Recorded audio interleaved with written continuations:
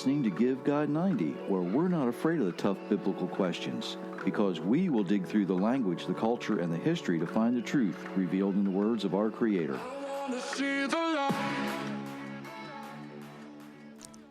Hello, everyone.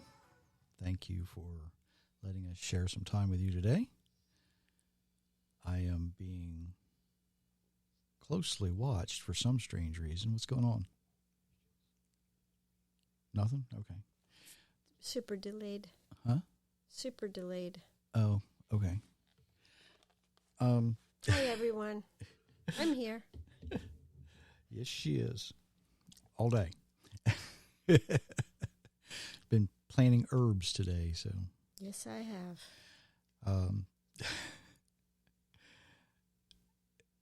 If you need some summer reading, don't forget the books that are out. The latest one is Inheriting Lies, and it should be a good choice for a summertime Bible study. I'm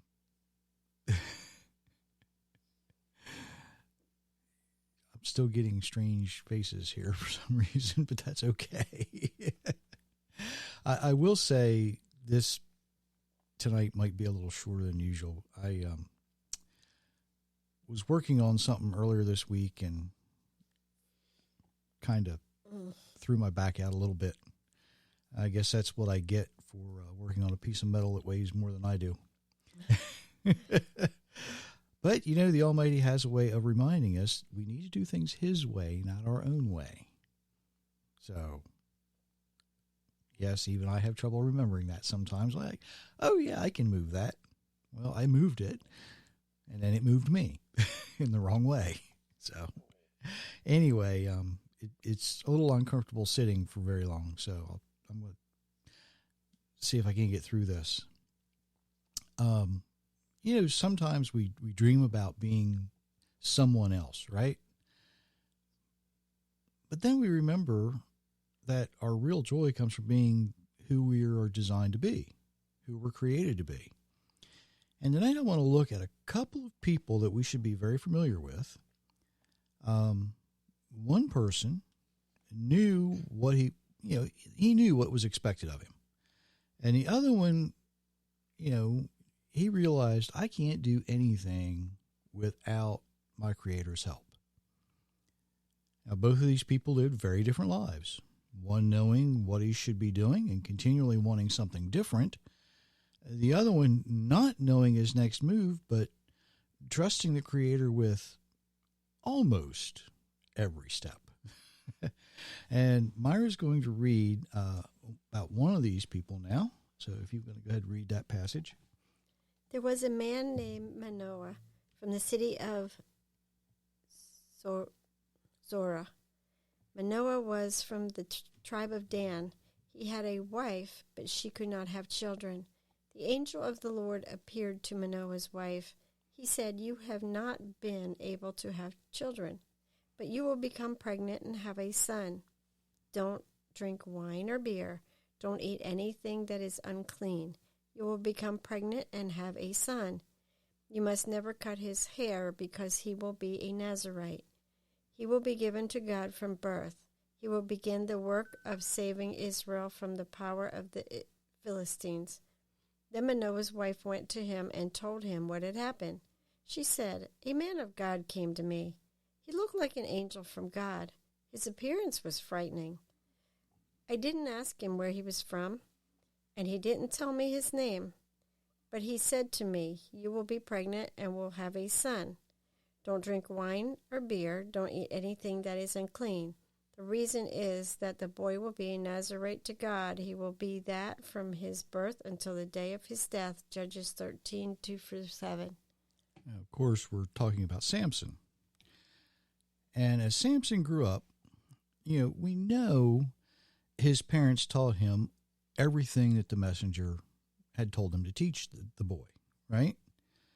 But still, young Samson, being a young man, he allowed his hormones to rage just a little bit, and he watched all the beautiful young girls, and he wanted to be, well, for lack of a better description, a playboy.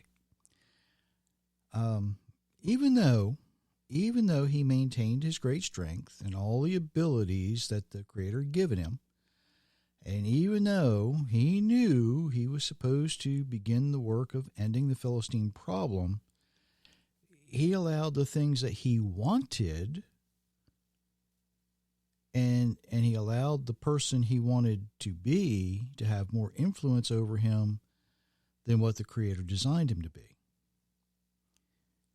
And, y'all know the end of the story, right? He finally, falls for the lovely Delilah, and he told her part of the secret of his strength, and he carelessly falls asleep. She cuts his hair, violating the Nazirite vow that was trusted with him. And, of course, the end of the story is, he is blinded and asks somebody to, show me the pillars, let me feel the pillars so I can stand up, and he pushes them down. Now we're going to look at somebody else, another person at a very young age. And this person has a little bit of a different tale to tell. The Lord said to Samuel, "How long will you continue to feel sorry for Saul? I have rejected him as king of Israel. Fill your container with olive oil and go. I am sending you to Jesse, who lives in Bethlehem. I have chosen one of his sons to be king." But Samuel said, "If I go, Saul will hear the news, and he will try to kill me." The Lord said, "Take a young calf with you. Say, I have come to offer a sacrifice to the Lord. Invite Jesse to the sacrifice. Then I will show you what to do. You must appoint the one I show you." Samuel did what the Lord told him to do. When he arrived at Bethlehem, the elders of Bethlehem shook with fear. They met him and asked, "Are you coming in peace?" Samuel answered, "Yes, I come in peace. I have come to make a sacrifice to the Lord. Make yourselves holy for the Lord and come to the sacrifice with me." Then he made Jesse and his sons holy for the Lord, and he invited them to come to the sacrifice. When they arrived, Samuel saw Eliab. Samuel thought, "Surely the Lord has appointed this person standing before him." But the Lord said to Samuel, "Don't look at how handsome Eliab is. Don't look at how tall he is. I have not chosen him." God does not see the same way people see. People look at the outside of a person, but the Lord looks at the heart. Then Jesse called Abinadab and told him to pass by Samuel. But Samuel said, "The Lord has not chosen this man either." Then Jesse had Shammah pass by. But Samuel said, "No, the Lord has not chosen this one." Jesse had 7 of his sons pass by Samuel. But Samuel said to him, "The Lord has not chosen any of these." Then he asked Jesse, "Are these all the sons you have?" Jesse answered, "I still have the youngest son. He is out taking care of the sheep." Samuel said, Send for him. We will not sit down to eat until he arrives." So Jesse sent and had his youngest son brought in. He was a fine boy, tanned and handsome. The Lord said to Samuel, "Go, anoint him. He is the one." So Samuel took the container of olive oil. Then he poured oil on Jesse's youngest son to appoint him in front of his brothers. From that day on, the Lord's Spirit entered David with power. Samuel went back to Ramah. 1 Samuel 16, 1 through 13.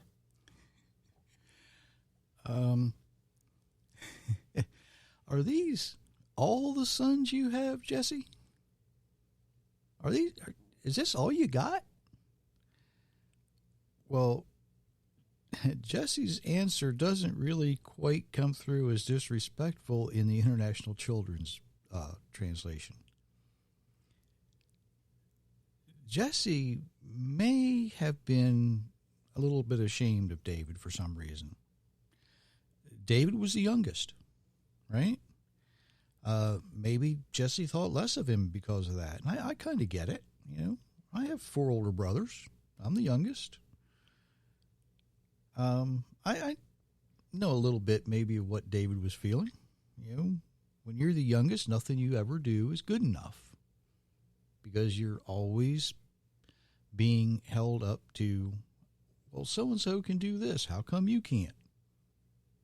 Well, he's 10 years older than I am. You know, I'm 5. What do you mean I can't?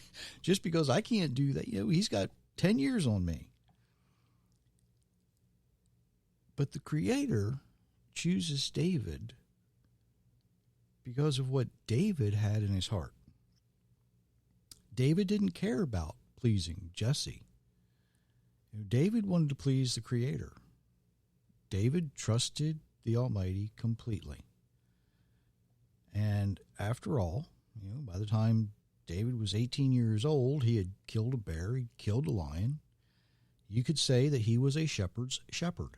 He knew how to care for the sheep, and he was good at it. And he was good at it because he applied all of the skills that the Creator had given him.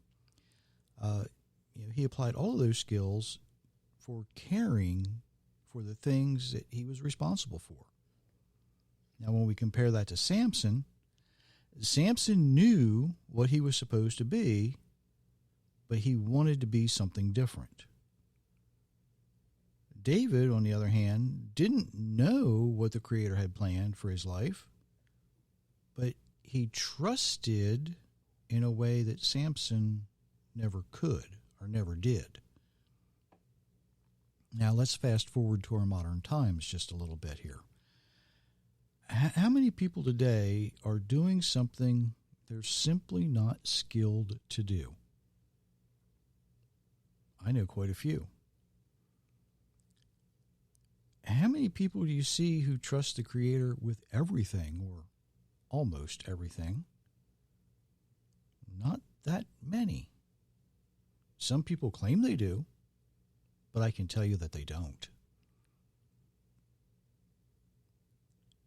How many people do we see today who do what they want instead of doing what the Creator desires for them, and they're absolutely miserable?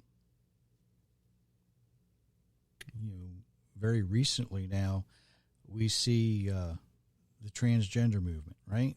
We see it causing people to commit suicide because, you know, they get what they wanted instead of living the way they're designed to live.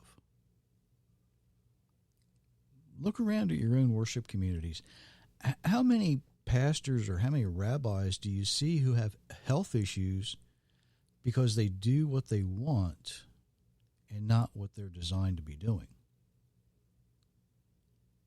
How many church leaders are plagued by divorce and disease? How many churches who follow some unholy spirit are failing because they want to be like the world instead of set apart? I could give examples of my own young life, and from experience, I can say that when we do what we want as opposed to doing what the Creator desires, we suffer. Even though I knew better, I still did things I shouldn't have done. Again, just like David. But David and I learned, and we repented. And as we matured, we were much better off. Much better off than if we had continued doing the things that we wanted to do instead of the things we were designed to do. And I'm going to challenge everyone listening. Examine your own life. Are you living the way the Creator designed you and desires you to live? Or are you living the way you want to live and wonder why I'm not happy? Why I've got problems? Why do I have troubles? Consider that and meditate on it, pray about it, and see what happens. Are you living the way your Creator desires you to live, or are you living the way you want to live? There's a big difference. Now, next week is a pretty important holiday in the United States, isn't it? It's Independence Day, July 4th. It happens to be the day that we formally declared our independence from Great Britain, because a bunch of uppity landowners decided, I don't like paying all these taxes and not getting anything out of it. We're paying, for the king, and the king's getting richer and richer. He's taking all the money back to England, and we don't get any benefits from this. Maybe it's time we did that again in the United States, because we're getting taxed a lot. This time we don't need to be independent from England. We need to be independent from our elected officials, who have forgotten that the Constitution says that the people run the country, not the aristocrats. Well, because next week's Independence Day, we're not going anywhere. We're going to partake in some local entertainment, and we're going to be, just kind of doing the local festivity thing. So we're not going to be live next week, but I will be replaying a couple of podcasts that seem to be the most popular, and hope you enjoy those. But we will be back, not this Monday, but the following Monday, live again. And until then, we wish you many, many blessings, everyone. If you live in the United States, have a wonderful holiday. If you live outside of the United States,